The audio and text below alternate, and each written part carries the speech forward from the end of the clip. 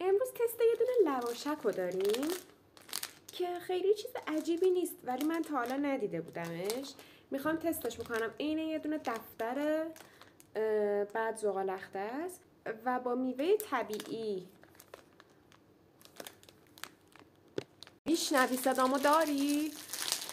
صدات قطع و وصل میشه. داری صدا؟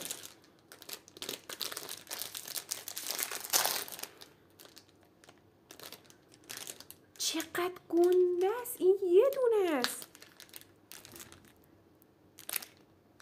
یه دونه نیست. لایه لایه است. شرک. باز دوباره میبینی همیشه شرک با ماه. اینا دونه زغال‌اخته‌ام توشه. این رنگیه، نارنجیه، خیلی چیز نیستش. زرش. این زرشک یا زغال‌اخته است؟ بچه این زرشک یا زغال‌اخته است؟ زرشک اینجوریه؟ این زغال‌اخته است یا زرشته؟ ننوشته هیچ جاش.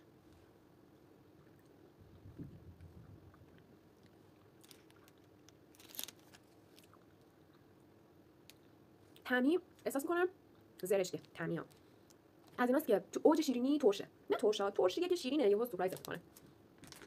بعد نبود. باحال. این که خب با میوه طبیعیه خوبه. احتمالاً میوه رو پوره کردن و این شده. واسه بچه‌ها خب خوبه. پوره میوه سیب. آها، سیب و زرشک قاطیه. احتمالاً سیب تو همش هستش. چرا باید سیب باشه و عکسش نمیشه؟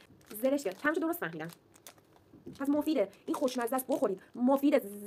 لواشک زرشک مفیده واسه کودکان، مدرسه ها، دبستان ها.